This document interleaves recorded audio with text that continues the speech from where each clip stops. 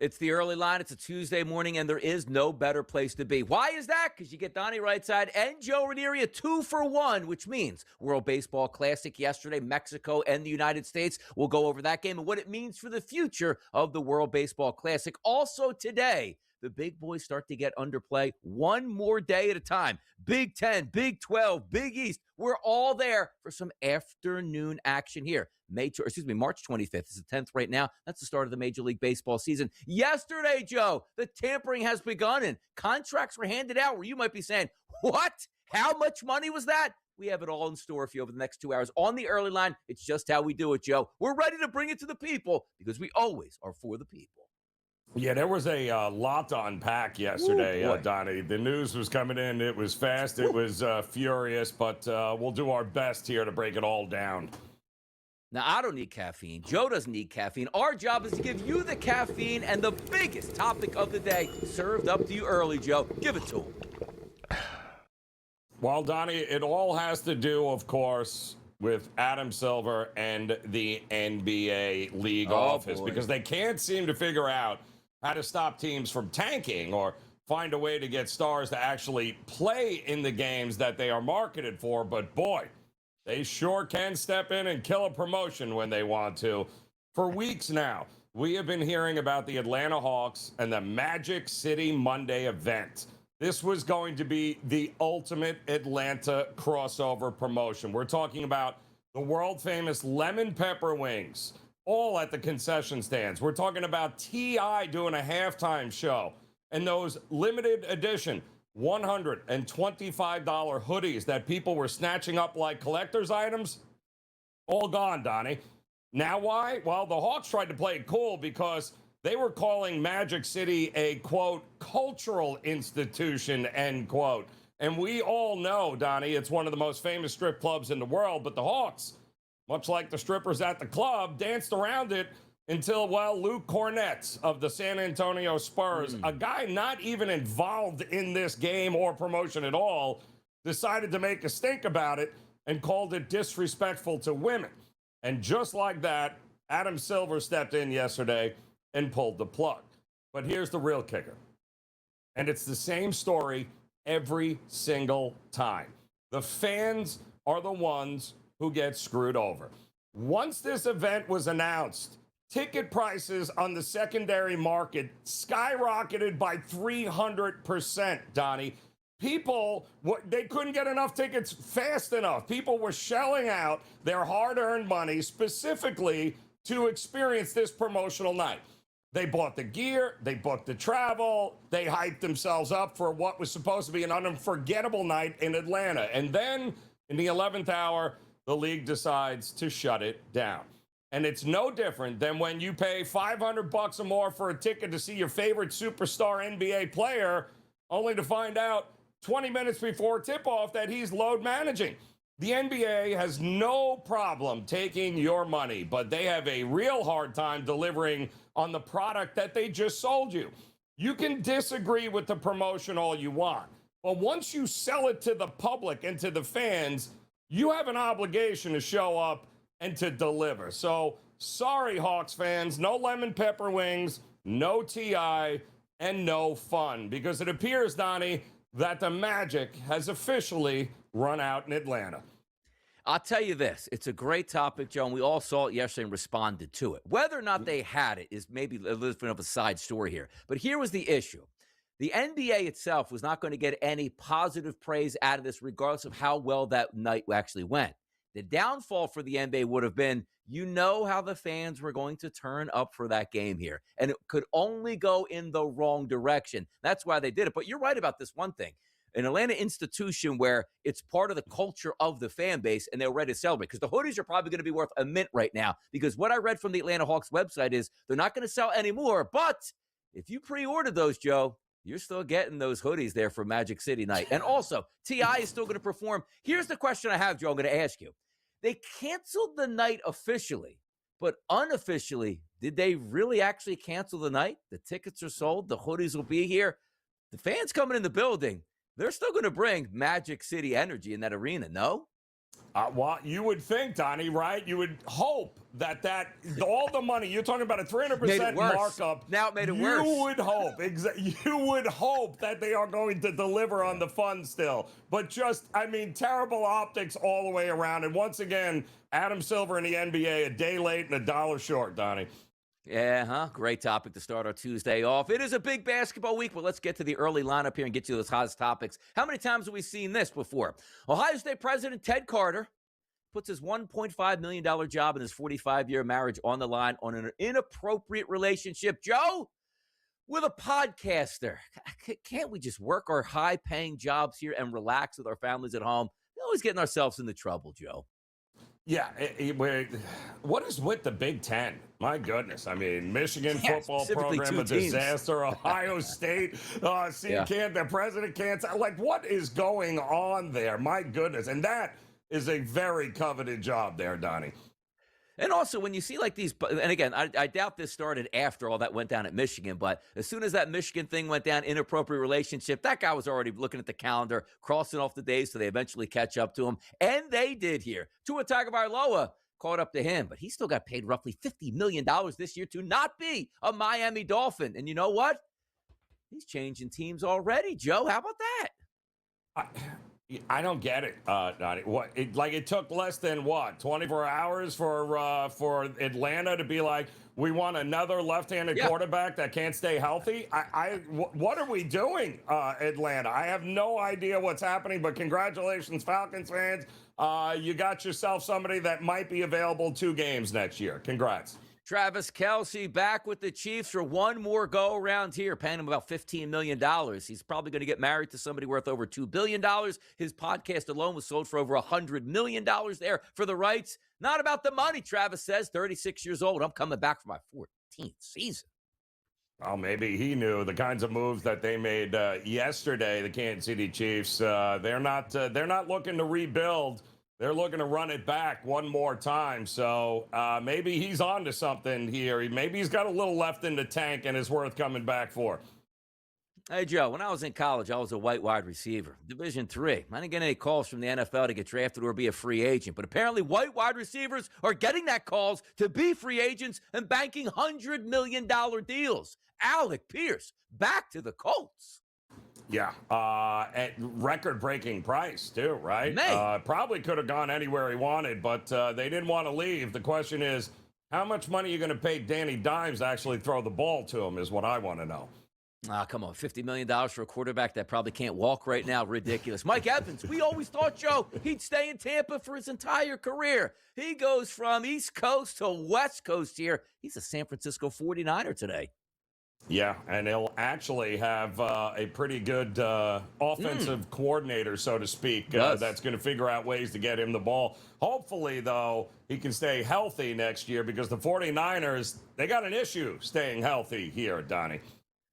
Mark Davis, did he hit a jackpot recently out there on the Vegas Strip? Because he spent like a sailor yesterday, which includes Tyler Linderbaum, record contract here. I like this, though. You get one of the best centers in football for a rookie quarterback. That's how you do it, Raiders. You're learning. Yeah, build from the center position out, Donnie, and go from there. So, again, going to be interesting. New coach, new era, restart there for the Raiders. Maybe, just maybe, they have figured some things out. Surprising news here, Kenneth Walker III. Not that he's back with Seattle, but he actually went to the Kansas City Chiefs. Andy Reid, the Chiefs, make a splash and get the best running back on the market, Joe.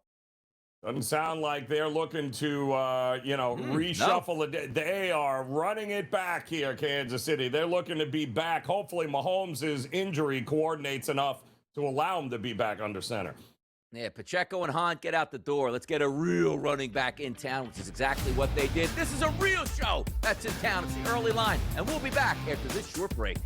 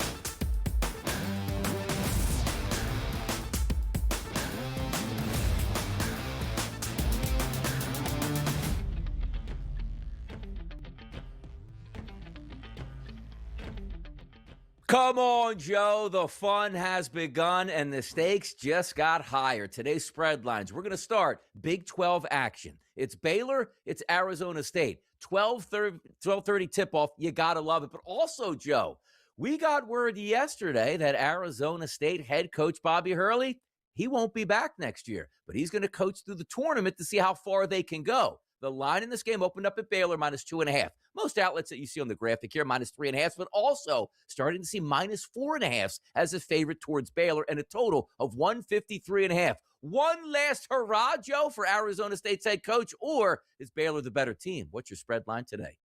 Oh, Baylor is the better team, Donnie. I mean, the look-ahead line for this was 2.5, and you can already see where the money is going, up to 3.5, even 4 in some spots. And Baylor played one of the most difficult, we talk about strength of schedule, they played one of the most difficult schedules of any team in the country here. And it's not that they didn't have a lack of talent. It was very hard to put it all together right from the get-go. But down the stretch, Donnie, they have been playing their best basketball across the board. This is a very dangerous team coming into the Big 12 tournament. And although Arizona State has had some big wins down the stretch here, Donnie, beating teams that we didn't think they could beat, I think this is the end for Hurley. This is likely the last game that he coaches for Arizona State. I think Baylor is just too good. Too much offense, better defense, more length and athletic ability. I'm all about Baylor in this spot here today. Joe, the Hurley brothers have coached with each other as a head coach and an assistant coach. Could Bobby Hurley say, you know what, I'm out at Arizona State. Let me go back to UConn and sit on the bench with my brother here. We'll see what happens if he does go back East Coast style. But let's keep it moving because tournament action all throughout the day, 7 o'clock here in the Big 12, Joe. It's Kansas State taking on BYU. Hefty numbers here, -10.5 across the board, a 165.5 total, which we are expecting points. However, Kansas State's offense, show the 16 teams in the Big 12, dead last in efficiency, 15th in effective field goal percentage, 14th in turnovers, 16th at getting offensive rebounds, and 15th at getting to the free throw line. But we are expected points here. BYU, Kansas State, Joe. What do we have here as a spread line? Yeah, well, Donnie, the other side of that coin is that, especially over the last couple of weeks of the season here, don't forget, Kansas State had already fired their coach, a month and a half ago, Jerome Tang. Now they're trying not to pay him. It's a mess at Kansas State. But they are also, over the last stretch of the season, 294th in defensive ability ranking. Not to mention BYU, by the way, not much better, 310th. Yeah. The idea that you are going to sweat out an under in this game, neither of these teams are going to play any defense at all. None of them are going to get stops. You've got, two of the top 4 scorers in the country that are going to be facing off for one another here. DeBansa can absolutely score whatever he wants. Rob Wright III's ability to be able to get to the rim. To me, no way am I looking at an under in any sort of Kansas State or BYU game. It's all about the over to me here. How about a BYU stink fest there? Well, maybe they win that game. I'm going to give you a Big Ten stink fest here, Joe. Maryland versus Oregon. Across the board, Oregon is the favorite at -3.5. And keep in mind, we're not like the mid-majors where you play these first couple of games at home. They'll be in Chicago, and who knows how much of the fan bases are going to show up for this one. A total, Joe, listed at 138.5. But look from Maryland's perspective. You want to know how much they've struggled this year? The Big Ten has 18 teams. Inefficiency, Joe, they're dead last at 18. Effective field goal percentage, they're 17th. Turning the basketball over in conference play, dead last. And you know what hurts even worse, Joe? Dead last is a team from the free throw line. Oregon, Maryland today. What are we seeing here as a spread line? Yeah, well, to me, this is all about 2 words, Dana Altman. And the head coach for Oregon has, over the years, been a guy that you want to back come tournament time. Conference tournament, March Madness. This guy always has his teams somehow playing their best basketball come tournament time. It was not a good season for him. Injuries piled up. It was not good. But down the stretch, Donnie, once again, they covered 4 of their last 5 games. Meanwhile, Maryland has lost now 4 straight games. The Ducks have already beaten this team by 10 on the road back in January. This is the lightest number, one of the lightest numbers on the board, right? It opened up at what, 3.5 for Oregon. I'm not betting. I learned a long time ago, do not bet against Dana Altman teams in any sort of tournament setting come February. Not about to start doing it here against Maryland. Joe, bring the heat in the association tonight, 8 p.m. San Antonio is the spot to be. Why? The Boston Celtics are in town with Jason Tatum to take on Victor Wembanyama. This line opened up, Joe, overnight around 3 in the marketplace. Some outlets, you see that graphic now listed at -3, a total of 222.5. Celtics Spurs, maybe a preview of the finals here, Joe? Give me that spread look here tonight. Pretty good chance of that there. I mean, both seem to be playing their best. Certainly, San Antonio is just on a roll here, and I am not sure I want to step in front of this train right now. The Spurs are rolling. Now, listen, the Celtics have gotten Tatum back. He's got a couple of games under his belt. But when push comes to shove, are we pushing Tatum to 30, 35 minutes? Is that what's going to happen here when they need? You're going to need Tatum in the fourth quarter against this San Antonio team. I just don't know that it's going to matter if he's on the court right now in the fourth quarter because the Spurs might be that far ahead here. I like the Spurs in this spot a lot at home against the Celtics. Final game and a nightcap, Joe. 11 o'clock start in the NBA. It's the Timberwolves and the Los Angeles Lakers. The favorite at home, it's not the Lakers. It's the road team, Joe. The Timberwolves by 2.5 and a total of 234.5. What's your spread line tonight out on the West Coast for this one? Well, I mean, Lakers did a really good job against the Knicks. Now they get Minnesota coming in. Luka's kind of had his way over the years against this Timberwolves team. Lakers got to kick it into gear, right? I mean, they don't want to be falling out and looking at a play-in spot. Nice win against the Knicks. Build off of that. They should be able to handle the Timberwolves at home, but I really like the over in this spot as well. Good basketball day today. As we said, conference tournament certainly underway, the NBA, but more importantly, it was tampering day yesterday in the NFL. Let's get you caught up in the next segment. Joe and Donnie, right here on a Tuesday morning on the Sports Grid Network.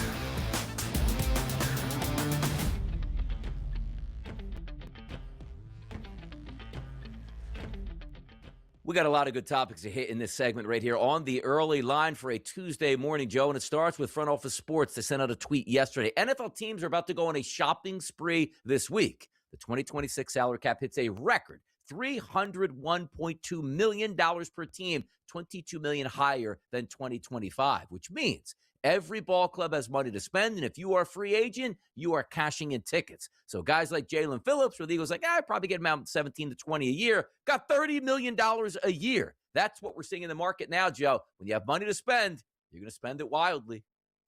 Yeah, well, and let's face it, the Panthers are all in on building and improving that defense. Are they not here? Yeah. When you're a young edge rusher and you hit the open market, Donnie, guess what? You're going to get paid. And he got paid. And kudos to him. Now, he does have a bit of a injury history, a little bit here. But the reality is he hasn't even hit his prime yet. I think we're talking about a top 5, top 6 edge rusher over the next couple of seasons. That is a huge deal for a Panthers team. Let's not forget, Donnie, somehow made the playoffs and seem to be on the rise here. So kudos to them for going out and spending the money. Kelsey back in Kansas City. Not really a surprise because sometimes you just want to go out on top, not on a down year. Mahomes is coming back. You still have some legs left, gas left in the tank. He got paid about $15 million, but he's going back to the Chiefs this year. I think this, Joe, will be the last go-around for Travis Kelsey. Oh, it will, and I think he alluded to that as much. But, I mean, listen, 12 million with a possibility of as much as 15 with all the incentives and everything. It's you're not overpaying for the guy, you know what I mean? And once you get Mahomes back in there, all the other moves that Kansas City have been making, impressive stuff. They addressed the issues they had. And let's face it, he wasn't a detriment to the team last year at all. The team had giant holes in it across the board. Namely, they couldn't run the ball, but it looks like they're figuring that out rather quickly. So, yeah, I think he believes they have the ability to make one more run at it. Sure, why not? Who wants to end his career on that kind of losing note, not even making a postseason? Cut your franchise quarterback, take a $100 million dead cap hit, go out in the free agency market, 3 years, $67.5 million with $45 million guaranteed. Malik Willis finds a new home down on South Beach, Joe. Yeah, well, I mean, who did we not see this coming here? I mean, look who is now running and coaching that franchise there. Oh, yeah, they're all with Green Bay Packer backgrounds here. So John Eric Sullivan, the new GM, going right for it here. I mean, Jeff Hafley now is head coach. Now Malik Willis, who, I mean, the strides this kid made over the last couple of seasons there. Now we're going to learn, though, I think rather quickly, was Matt LaFleur the reason that he looked so competent here, or did he really start to figure things out? I think we're going to learn quickly. Either way, I love what the Dolphins are doing here and how they're rebuilding. Out with the old, in with the new. I do like the signing here for the Dolphins. How about the Colts here? Maybe they're getting held up by their quarterback, and it could be a good thing for the organization because it can wake them up and see what the heck is going on. Daniel Jones is an average at best quarterback who's built on some mobility, who tore his Achilles, and now says, you know what? I want $50 million per year. Since he's asking for a contract that high, this will save the Colts down the road. Don't be stupid, Colts. And by the way, 3 years, $100 million for him anyway, probably would have been even more than enough for him, but their camp says $50 million a year. Who is this? Joe Montana's prime? I'm sorry. I thought for a minute there, it sounded like you were talking about Sam Darnold. But yeah, no. The reality is, listen, he already showed that with coaching matters, with competent coaching and the right players around him, guess what? Yeah. He looks more than capable. And quite honestly, what choice do you have in this, Indy? I mean, you mortgage the future by going to get some defensive side of the ball pieces. Dan, you better hope he gets healthy, and you better pay him, because otherwise, blow it all up and start from scratch. I don't know who your quarterback's going to be.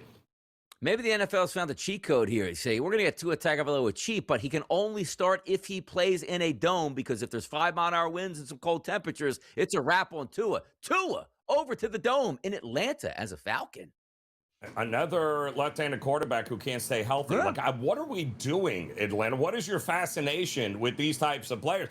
Listen, for Tua, being indoors, Yeah. next best thing than being in, warm weather in Miami. But the reality is, can you stay healthy, and can they protect him long enough to stay on the field? Couple more news and notes here in the NFL. We're going to tie up after the break here. Then we're going to let you know about these conference tournaments that are getting underway. We'll be right back.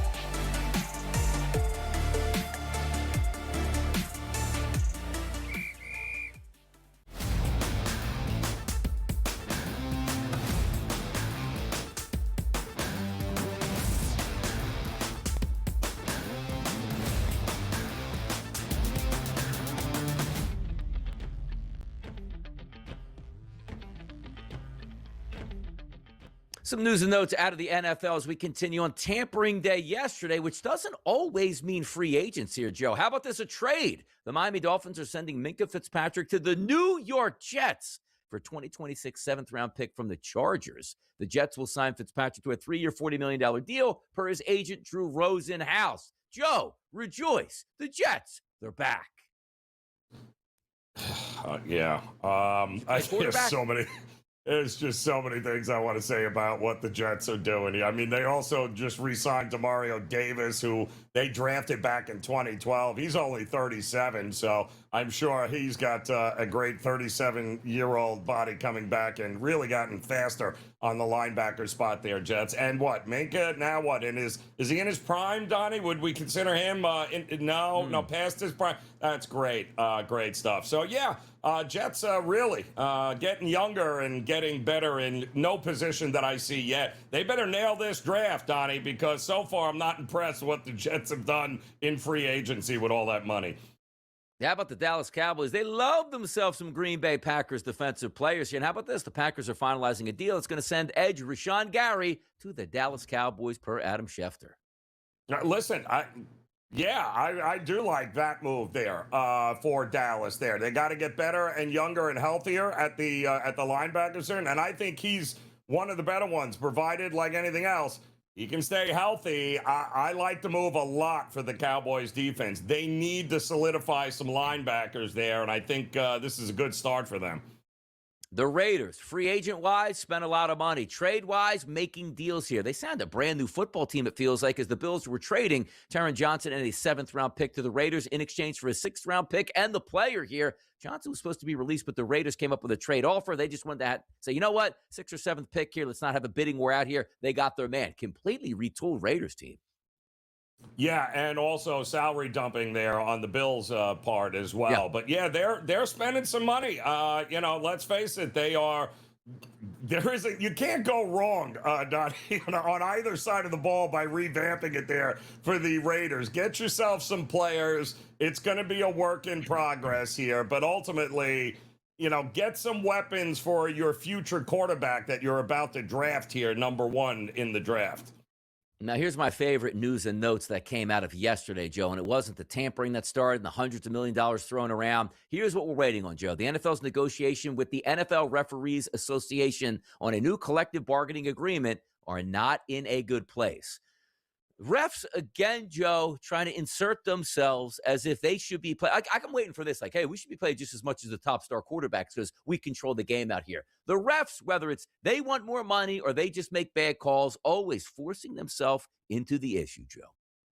Well, they're a couple of years away from, much like the Major League Baseball, umpires, from being completely replaced and everything being refereed from the booth. So, congratulations. Keep being annoying and keep holding things up. They'll have no problem moving on from them if there's any sort of lockout or anything along those lines. So good luck. Let's see how that works out for that union there. Any news that comes out today in the NFL while we're live on the air, we will let you know. But let's flip it over to some college basketball talk, Joe, and go over some of the odds on some of these conference tournaments here. And we will start in the ACC. Duke, the heavy favorite at a minus 330 price. They are dealing with some injuries to their starters, followed by Virginia, Louisville, Miami, UNC, and Clemson. Duke, the heavy favorite, Joe, in the ACC. Well, they should be. I don't care how many injuries they have. The guys that are coming off the bench to replace the one starter that they might not have. They're just as good. So don't think, as long as they have, Boozer there ready to go, I think they are good to go here. I know Malik Brown is a problem there, but I like what we're going to get from Cam Boozer and this Duke team. They are the favorite, and they are the favorite for a reason, Donnie. They are also one of the best teams rated by KenPom that we have seen. Their numbers and their stats are the likes we have not seen in a very, very long time. Yeah, minus 330. That's the heaviest favorite, Joe, from the majors here that we're going to talk about, which includes the Big Ten. And Michigan is the favorite, Joe, at a minus 105 price, followed by Illinois at plus 470, Purdue at plus 650, Michigan State, Nebraska, and Wisconsin. Good Big Ten tournament, but Michigan, the slight odds-on favorite at minus 105. And they've beaten everybody in that list, Donnie, and they've beaten them rather easily. So, another one of these teams that statistically, there's 4 teams, Donnie, that coincide with the 4 number 1 likely, tournament picks there, but they're all rated. They're just a step up from everybody else, and Michigan is one of those teams where it's hard to bet against them in a tournament setting, especially against teams they've already dominated. We're on a collision course, Joe, in the Big 12. 2 teams up top, Arizona at a plus 115 price, and Houston at a plus 210 price, followed by Iowa State, Kansas, Texas Tech, and BYU. Will Arizona and Houston, Joe, be lining up in the final for the Big 12? Now, see, this league is loaded. There is no clear number 1. As good as Arizona was, Houston, you want to play them 10 times? What are we going to get, Donnie? 5-5, 6-4, maybe? The problem is there's a lot of other very good teams in this conference too, namely Iowa State, or how about Kansas or Texas Tech? So they might just devour themselves in the Big 12 tournament here, and we might have an unlikely winner. But I wouldn't just hand this like we handed Duke and Michigan. I wouldn't just hand the Big 12 to Arizona here.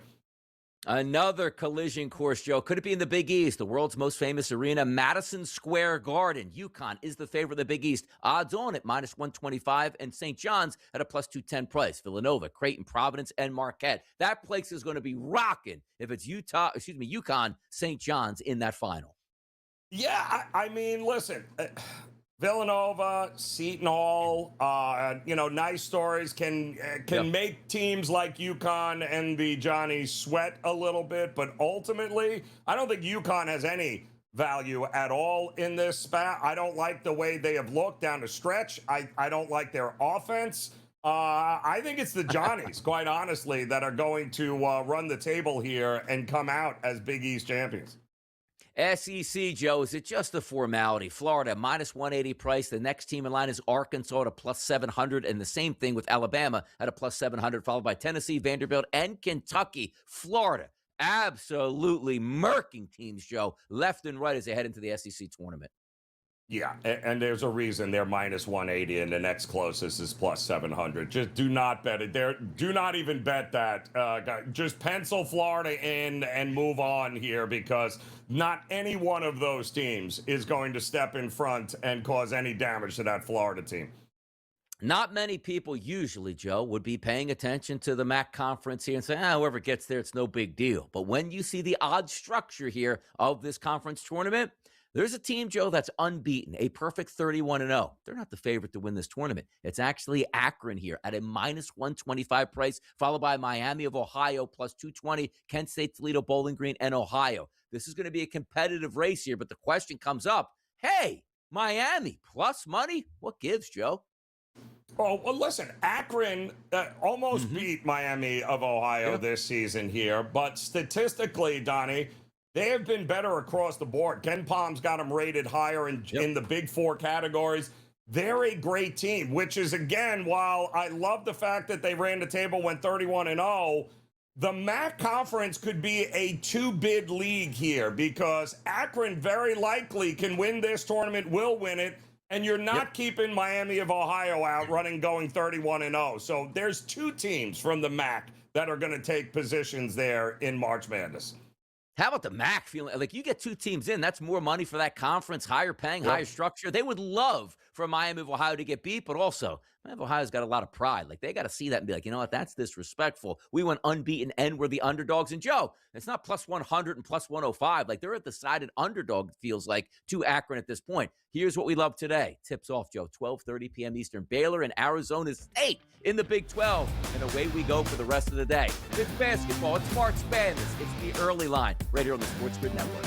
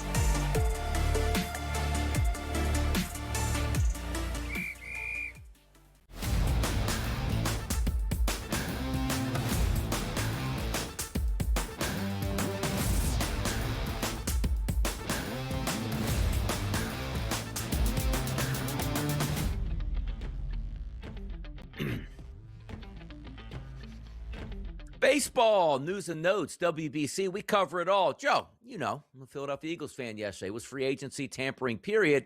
Eagles didn't spend any money yesterday. You know who did spend money yesterday? It was the Philadelphia Phillies inking up Jesus Luzardo to a 5-year, $135 million contract extension here that will keep him in town over the next 6 total years. Had 1 year left, 5-year extension. Luzardo signed back. I like the move here. Laid out some coin for that guy. Yeah, and I love it. A guy's worth every dime. I mean, it appears that they might have figured out some of the injuries with the arm, but I mean, Donnie, I loved him when he was with the Marlins. I thought the sooner he gets out of Miami, the better off he'll be. I think he landed exactly where he should. If you can get Wheeler and company back here, I like the starting pitching situation right now. Quite honestly, under $35 million on a 5-year deal feels a little cheap here for a guy that could easily be a number 1 or a number 2 on any team. Exactly, because you can't fault the player himself. That's a lot of money. He goes down with an arm injury. It doesn't matter, Joe. That's all his money, completely guaranteed, and he never has to pitch again. But also in the epic way baseball usually is they don't let these players hit free agency. Now, also, you come up on maybe a lockout next year. You want to make sure that your contract's locked in because if things get renegotiated and those contracts do end up going lower, you wanted that price. So I can see it's a win for the Philly side and a win for the player side at this point. I think it made sense, Joe, for both camps. Talking about making sense and not making sense.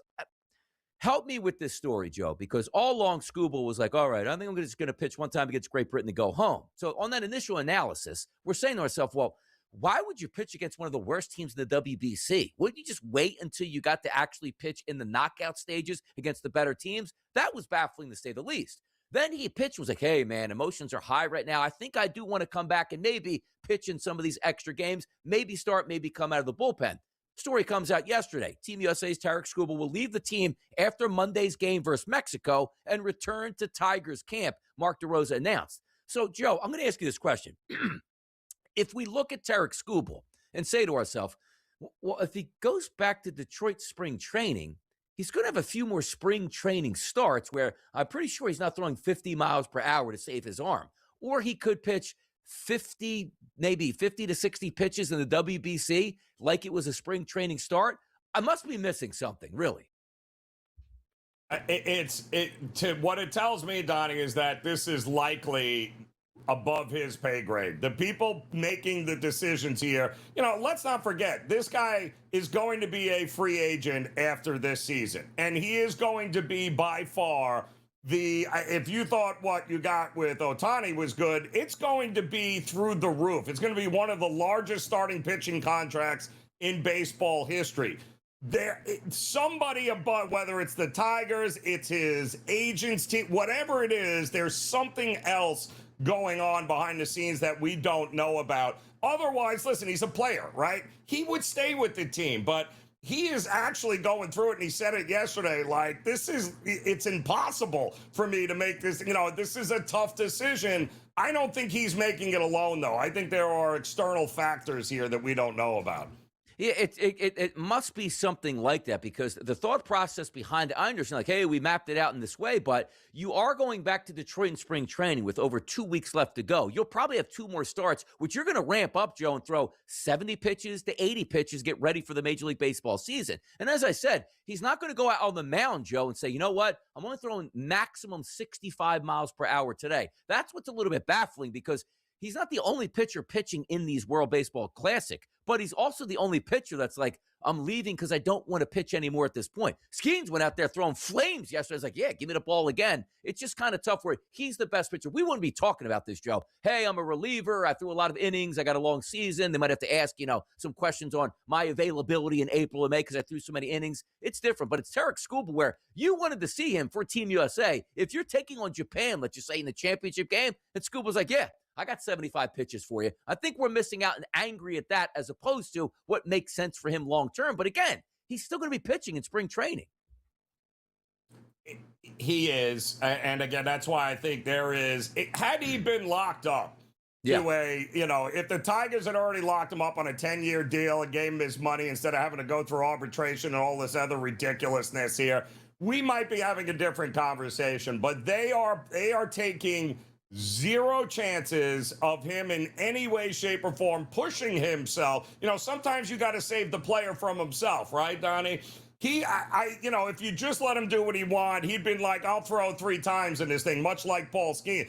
So maybe there is behind the scenes, guys going, listen, this is where most injuries happen. Prior to opening day and after the All-Star break because of all of the time off. So they're being extra cautious simply because he's going to be a free agent. He's got more money coming to him than anybody. Why take the risk? And also with some of those insurance policies, let's just call it like Lloyd's of London was like, yeah, it's be $7 million insurance if you want to do this WBC, but it's $1 million if you get hurt by Detroit, and then you don't have to worry about the rest of your career at this point if over the next 4 weeks you blow your arm out in spring training while you're in your normal camp in Major League Baseball. Just one of those stories, and we'll certainly be hearing more about it, but let's get back to some of the things that happened yesterday, which included the Dominican Republic, a 10-1 victory over Israel, which saw Fernando Tatis grand slam to propel them into the quarterfinals. Yeah, they are swinging the bat well there with the Dominican, and not that hard to figure out. Again, it's so far it's lining up to be a little bit chalky here, like we thought it might. Donnie, no real crazy upsets, but a big hurdle was passed by Team USA last night, finally getting by Mexico for the first time in this tournament. So it's all lining up to be a free-for-all between the Dominican, Team USA, and Japan, I think, although they got their hands full right now, it appears. Chechia giving them a run for their money. By the way, Skeens delivered the most strikeouts, which is 7 by any U.S. pitcher over the last 3 World Baseball Classics. They won that game 5-3. Joe actually turned it out at 5-0. Figured it was going to be easy win. Mexico tacks on a couple runs there late, makes it 5-3 overall, but the U.S. still unbeaten here. And these levels and these stakes, this will continue, Joe, to ramp up as we go. And the atmosphere in the ballpark, spectacular as it goes. And that also will build to a crescendo as well. Sold out. Donnie, you turned in that game. You'd have thought that was game 7 of the World Series. They were on top of one another in Houston in that game last night. Unreal. NBA action coming up next. Somebody on this show told you to take the under in the Sixers Cavs. Ooh, who was that?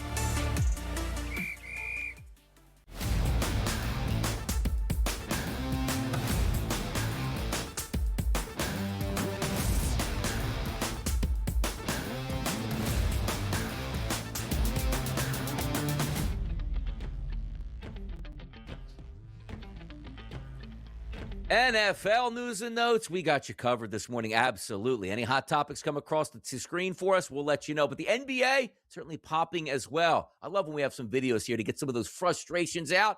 Here's Coach Mike Brown. Let's hear about it. Come on. Mike, you've been pretty even keeled throughout the season, and you guys have been playing so well. It seems like your frustration is a little higher. Is that because you've been playing so well, or because the losses in the three areas, the slippage in the three areas? Is something else that's leading to maybe the frustrations today after today's game? No, if we did those things, those self-inflicted things, I would be frustrated, whenever it is. And again,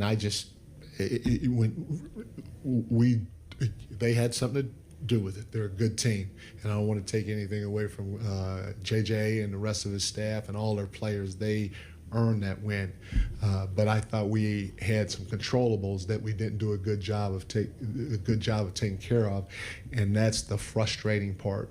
We didn't give ourselves much of a chance to win this ball game, not at any point, and that's what's frustrating.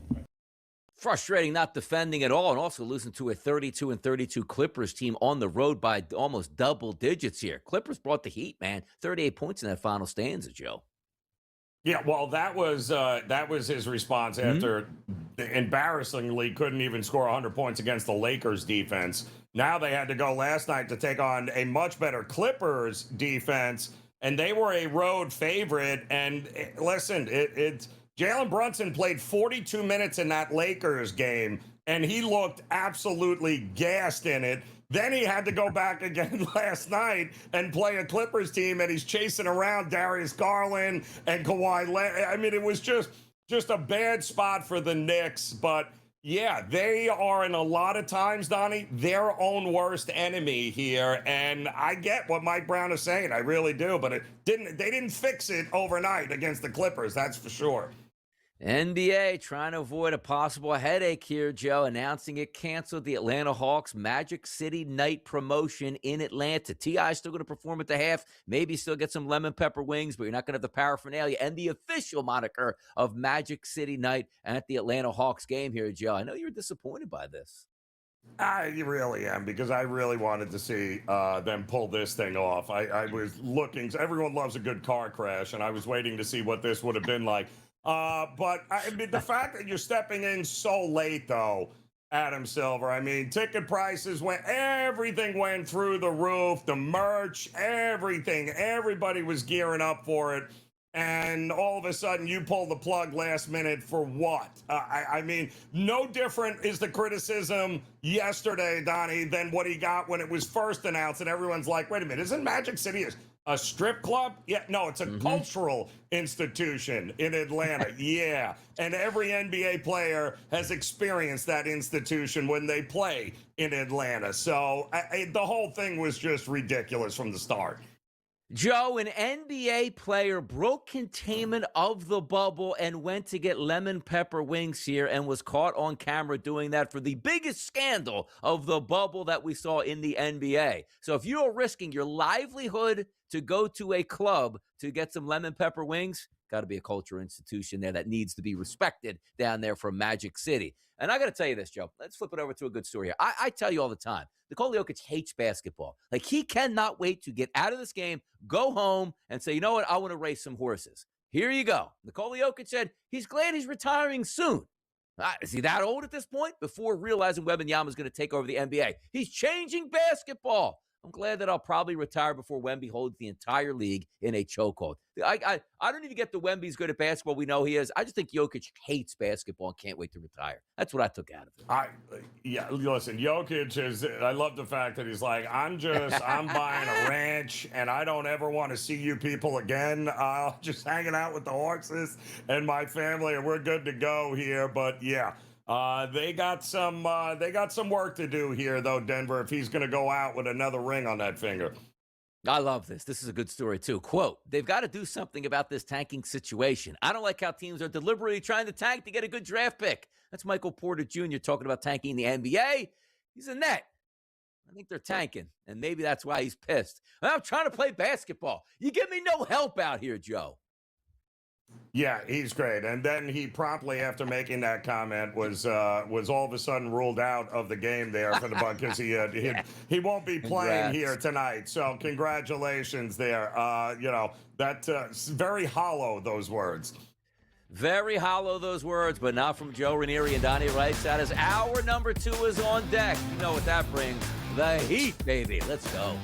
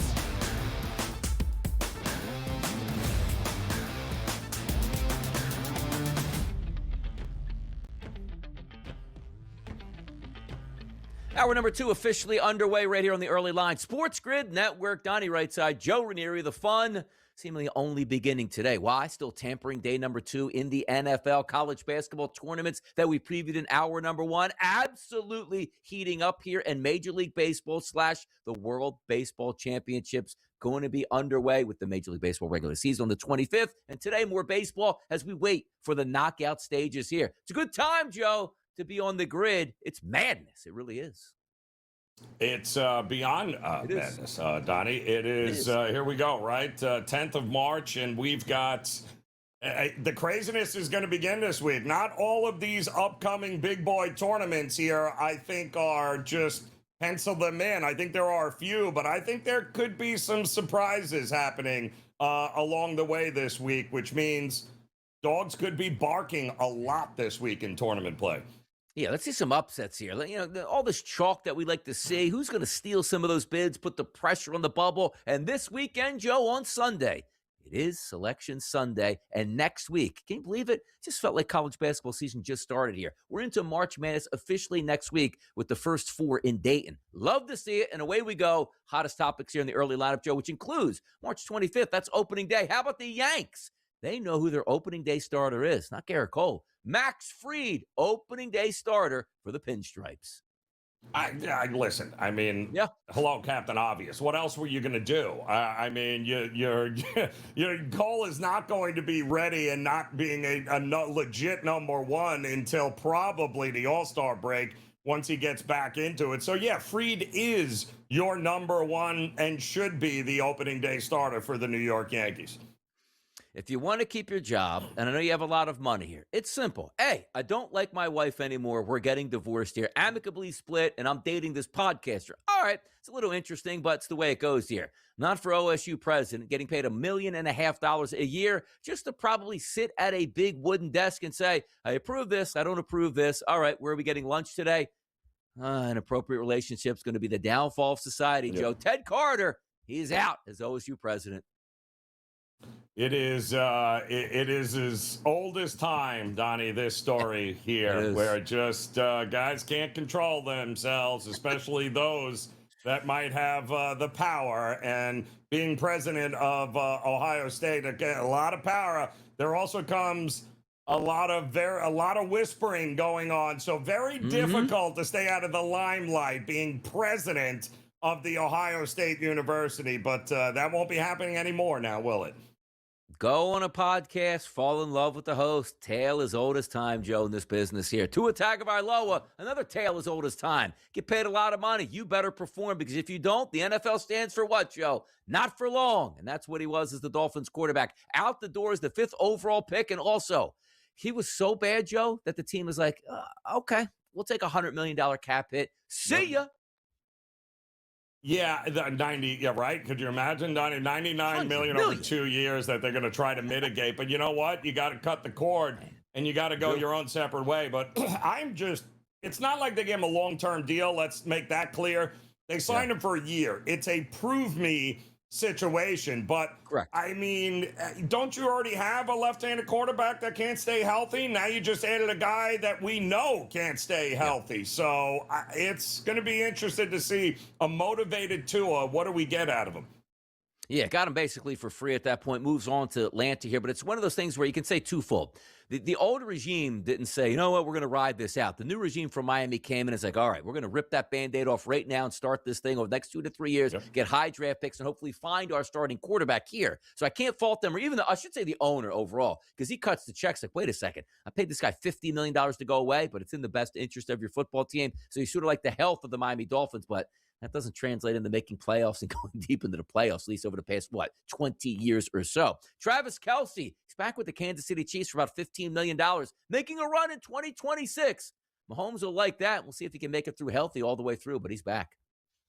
Well, I think Taylor told him it was okay. So I think I'm good. Yeah. I'm fairly certain she signed off on him allowing to come back. And I think the NFL is very happy as well, Donnie. The idea that we get another season of nothing but shots of, Taylor Swift coming into the building there to watch Travis play. So. Yep. Now, instead of taking those shots, taking shots of Patron, watching him play in the press box, maybe a little Brittany Mahomes in there, maybe a guest. And also, is she going to be allowing herself to be filmed there? Because I did see one time, Joe, she came into Arrowhead and had like that big moving screen so you couldn't take pictures. Stop the madness at this point. And by the way, this is not a misprint here.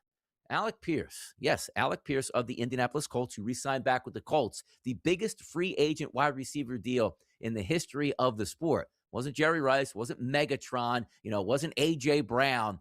It was actually Alec Pierce. My goodness, $84 million in guarantees for the wide receiver to go back to Indy. That's impressive. Yeah, I mean, it feels like every year, don't we, Donnie? We get this at this time of year. We scratch our heads going, you're really going to pay that kind of money for that player? But hey, listen, it's a cash cow, the NFL, right? They're making all the money. Give it to somebody there, and he is a game changer, is he not? For that Colts team, he is certainly tough to cover, and they're going to need him if they're going to make a run at this year. This is why the NFL makes sense over Major League Baseball, Joe. They have a floor. When that salary cap goes up, they have to overspend on players to make sure they even stay. Now, very many teams don't underspend in the NFL. They're usually in it to win it, unlike Major League Baseball. But this is why a team like the Miami Marlins would be like, oh, no, the cap went up this year. We have $100 million to spend. Like, okay, we're going to give a young prospect $60 million. Whoa, that's enough. We have to spend the money or we get penalized on that money. That's what you see with the Colts here. That's why the NFL is very healthy, where if you have money to spend, you're going to overspend because you have to spend. That's the whole point. Mike Evans, he's going from Florida over to California. I thought he would just retire a Buck, and that was the way it's supposed to be. And how far apart, Joe, were the negotiations with the Bucks where you swoop in as a 49er and you grab him here for 3 years and $60 million? Well, I mean, we were thinking one more year, right? And they signed him. They locked him in for 3 years. And listen, the infrastructure is certainly there. The offense certainly there. You gotta love it, especially walking in. You got Christian McCaffrey now. You got Mike Evans. You got Shanahan pulling the strings. This is. I like the move, but the problem is, don't they have an injury issue with San Francisco and they can't figure out why guys keep, blowing their tendons out there? Yeah, like you realize he's got an injury history here, Mike Evans. So hopefully they figure it out before the season starts. Look, I love Mike Evans, and I know I'm going to be betting some props on Mike Evans next year. You want him to be healthy, but at the same time, it would be a little bit snarky by week 3, hamstring injury. I'm like, of course, they got a power plant next to where they practice at this point, even though Mike Evans every year has a hamstring injury. Tyler Linderbaum, big-time contract for a center, the biggest in NFL history. Build that offensive line. Take care of your young quarterback who we expect to be Mendoza. Actually, this for the first time, I like what the Raiders are doing here, Joe. Can you believe that? I'm with you here, and I love it. Go out, and you gotta build from the center position out, Donnie, right? All the great teams have done it over the years. Build that offensive line, go out. They added some pieces on the defensive side. I like the direction that we're heading here for the Raiders, and I can't believe I'm saying that. How about this direction from Big Red saying we want to run the football with Patrick Mahomes, maybe a little bit bulky on that knee. Kenneth Walker III, big-time free agent acquisition, goes to the Kansas City Chiefs from the world champion Seattle Seahawks. Yeah, you got to love. I mean, this just like that overnight, the Kansas City Chiefs running game, which has been non-existent, all of a sudden is not non-existent anymore. So kudos to the Chiefs for going out there and running it back. Love this. And by the way, he's also pretty good in pass protection, too, and blocking for one Patrick Mahomes. Catch some balls out of the backfield at this point. Who knows what's going to happen with Pacheco and Kareem Hunt, but the new man is in town and ready to tote the rock. Great setup here on the early lineup here. Hour number 2 going to be a lot of fun. PME on its way soon. But before we get there, Kevin Walsh of Game Time Decisions stops by next. Hot topics in the NBA, all covered right here. We'll see you after the break.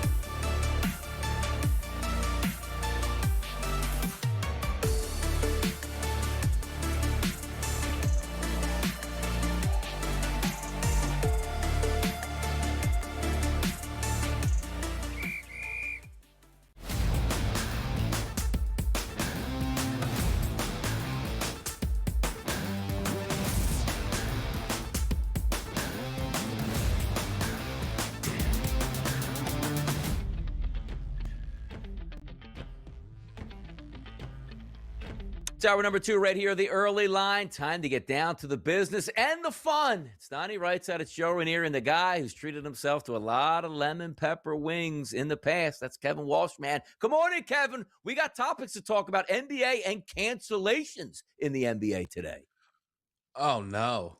Oh, I don't know what have I walked into? What have I signed up for? Yeah, you're gonna get hit with another question. Right here. The lemon pepper wing comment is something that I anticipate and I'm prepped on. I don't know. Yep.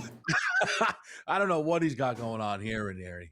No, we got some good stuff going on this morning. By the way, Ranieri, like there's, coming up in Kevin's future, we're not going to dip into like the personal life, but Magic City, Atlanta, maybe, Kevin had a flight going down to Atlanta for that night to Magic City, have some fun with the boys, watch a basketball game. I don't know. I'm just anticipating, Kevin, but the NBA says no Magic City, Kevin. Now, look, it can't happen. Can't happen. Are you upset about this? No, I'm not upset. I don't have a super strong opinion on the entire thing. My loose understanding is that Magic City is more than just what it is, and it means a lot to Atlanta. I am a little thrown still that like it was Luke Cornett who was like, guys, this must not on Atlanta, or any ties to the area. So yeah, that was a little surprising there. Yeah, a little bit off the cuff action in the NBA, but we got to get down to the business tonight, Kevin. And that business starts with the Boston Celtics and the San Antonio Spurs tonight from San Antonio. We'll call it 3 to 3.5 as a favorite tonight for the Spurs. Back in the lineup now for Tatum, getting those legs back here, a force they could be. And also, Kevin, could this actually be a preview of the NBA Finals? Because why? Spurs don't mind going up against OKC, Kev. No, they certainly do not. And just in their own right, they look fantastic. They play great basketball on both sides right now, San Antonio. But I got to tell you guys, whenever a Boston Celtic game comes up, I can't help but look at the total.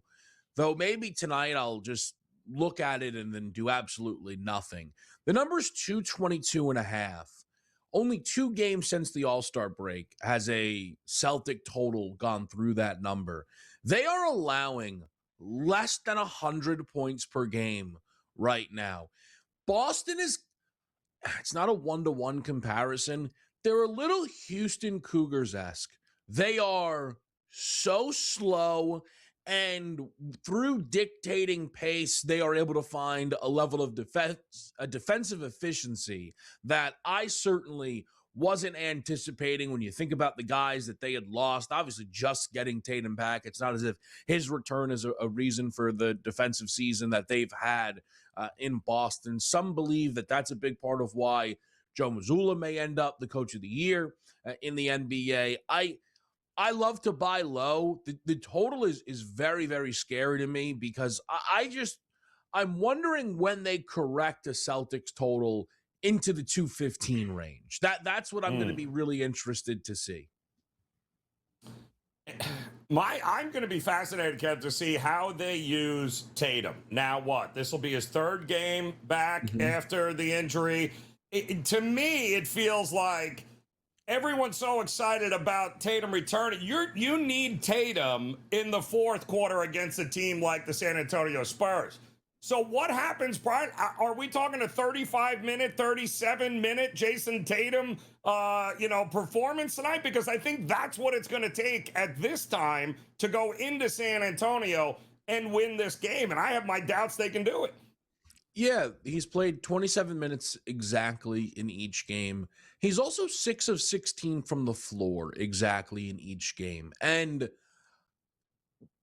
grading Jason Tatum on a curve, it of course makes sense. He's coming back from a torn Achilles. But that only makes sense relative to how impressive Tatum is, right? It doesn't matter if when we are constantly discussing whether or not Boston should be the favorites in the conference or whether or not Boston can win an NBA championship this year, and that of which I still have my doubts because, San Antonio just put 145 up on Houston, right? I look at a number like this, ultimately that Cavs team on the Sunday game that they played against the Celtics were a 1.5 point favorite. without Jared Allen, are the Spurs 2 points better than the Cavs, who also didn't have Jared Allen? I would say yes. This is, I agree with you, Joe. This is Spurs or nothing for me here in a pretty exciting game, though, all in all. Minnesota Timberwolves, Kevin, Los Angeles Lakers, the nightcap time, 11 o'clock start. I mean, this is madness at this point, but you do have a favorite, and it's not the Los Angeles Lakers. It is the Minnesota Timberwolves at -2.5 and a 234. I mean, first, but let's forget the breakdown. 11 o'clock. Yep. What are we doing? Again, is the goal of the NBA to get teams get people to not watch their games? Is that the goal we have? I'll be honest with you. Now waking up with you knuckleheads, I'm going to have to start agreeing with this Donnie take because, I mean, 11 o'clock is certainly pushing it here. I was not able to give Santa Clara, St. Mary's last night my best effort. There's only so much you can really do with what was that, an 11:45, 11:50 tip out there in the WCC. So it's very tough. But to the game, DRS, I mean, there's a lot of questions just right now around, did the Lakers find something against the Knicks? Was it a good schedule spot where you're playing an East Coast team for a noon local tip on a Sunday? And then there's this, are they better without LeBron? Are they better without LeBron? It's very simple. If a player of LeBron's talent not being there makes you better, that means you have a bunch of other issues you need to correct. You should never get better because you are missing a key guy. They need LeBron James, but they need to find a level of consistency against teams like the Knicks and the Minnesota Timberwolves. We'll see if they're able to do that here tonight. Yeah, big slate in the NBA tonight. Conference championship plays get underway here in the tournaments. Kevin, excited by that. But also got to ask you a question. Kevin's a proud graduate of Iona here. And I always told him, before Pitino, nothing. With Pitino, good teams. Now without Pitino again, nothing, Kevin. Come on, take us to break with something on Iona that we can live for at this point. Listen, the Iona women almost pulled off a huge upset over Quinnipiac. Yes. You never called a women's game there. Stop. It was well done. Yeah, I called many a women's game, sir. Winners. Kevin Walsh, catch him on Game Time.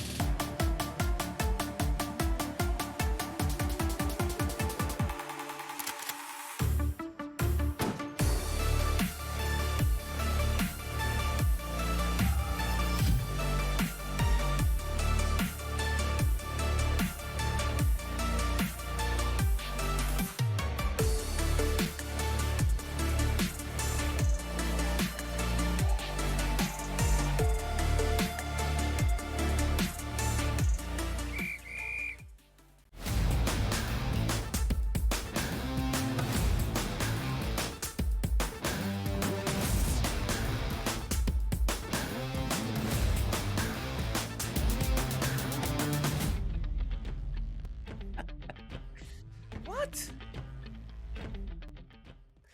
Good times had by all. Kevin Walsh stopping by, giving us those tips there for the NBA tonight. And I got to tell you, Joe, in this segment, I'm going to go back to the NBA after a win last night in the NBA. Joe, you cashed in college basketball, and away we go. But before we get there, other hot topics here.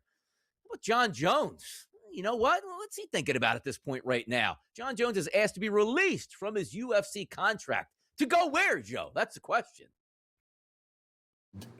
I have no idea. I mean, I don't know why he's not fighting on the White House card. Yeah. I really don't. It would have been absolutely tremendous. But unless he's is he thinking about going to boxing? He can certainly make $100 million there if he wanted to. Wanted to do that, but. Yeah, very strange that he's trying to get out of a contract that he hasn't really fulfilled yet. Tea times, Joe, for the Players' Championship, TPC at Sawgrass here. Featured groups are out. They're ready to go. This is the unofficial, official fifth major, isn't it? It really is. And, of course, the Island 17th green, maybe Beautiful. 103 yard. We watch Beautiful. Balls go into water all the time. But there is a good prop out there, Donnie, on whether or not there will be a hole-in-one this year, every year with the Players. Yes, trending in the right direction here this year. Trending in the right direction here. How about this? Let's reach out to the public and find out where they're going on our Fade the Public poll today.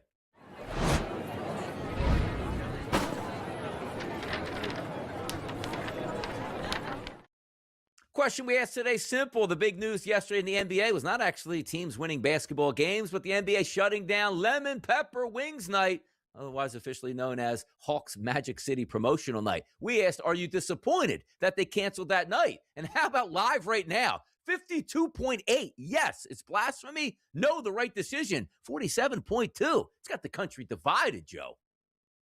Yeah, I mean, I had just no way to treat a cultural institution like that in Atlanta. I mean, come on. That's unbelievable. I mean, it is every NBA player known to mankind who's ever played in Atlanta, whether they for the Hawks or for a visiting team, has visited that cultural institution. I'm shocked they didn't let it go through, Donnie. Exactly. It's like Christopher Maltasanti once said, don't disrespect the pizza parlor. See that? And that's the way it happened here. Don't disrespect Magic City at this point here. Let's get to some of those best bets. Here's bye.